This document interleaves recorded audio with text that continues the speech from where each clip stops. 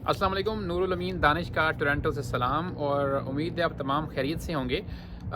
एक नई खबर आई है इमिग्रेशन के हवाले से, बेसिकली असाइलम सीकर्स के हवाले से, और वो ख़बर कुछ ज़्यादा अच्छी नहीं है। ख़बर ये है कि अब जो कैनेडियन गवर्नमेंट है, जो उनका इमिग्रेशन डिपार्टमेंट है, जो उनका रेफ्यूजी बोर्ड है, उन्होंने एक नया डिसीजन किया है। क्योंकि आपको पता है कि यहाँ पर बहुत ज़्यादा लोग आए और ख़ुसूसन टोरंटो के अंदर एक कॉलेज है, उसके हज़ारों स्टूडेंट्स ने जब उन्होंने देखा कि यहाँ पर वर्क परमिट्स का उस तरह से मामला नहीं बन रहा, तो उन सब लोगों ने यहाँ पर असाइलम क्लेम कर दिया।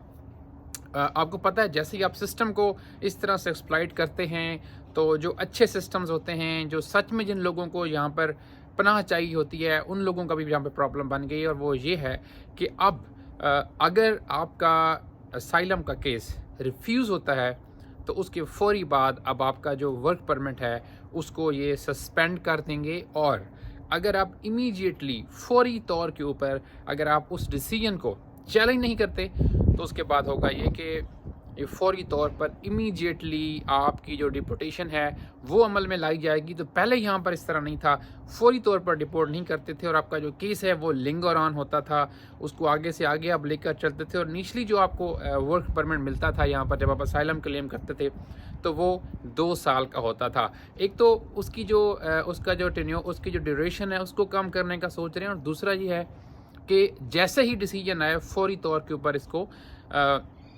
डिपोर्ट करें, और अगर डिसीजन नेगेटिव आता है तो डिपोर्ट करें, अगर पॉजिटिव आता है तो वो एक डिफरेंट चीज़ है।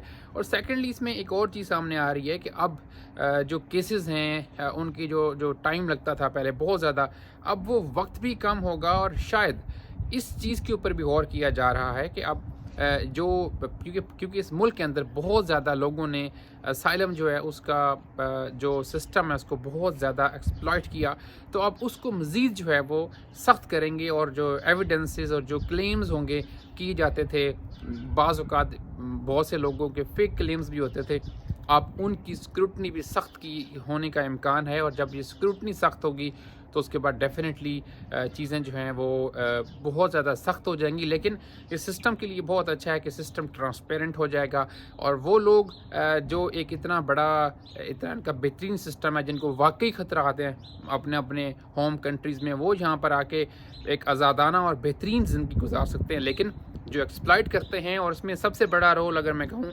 तो वो इस कानून साजी के अंदर होगा।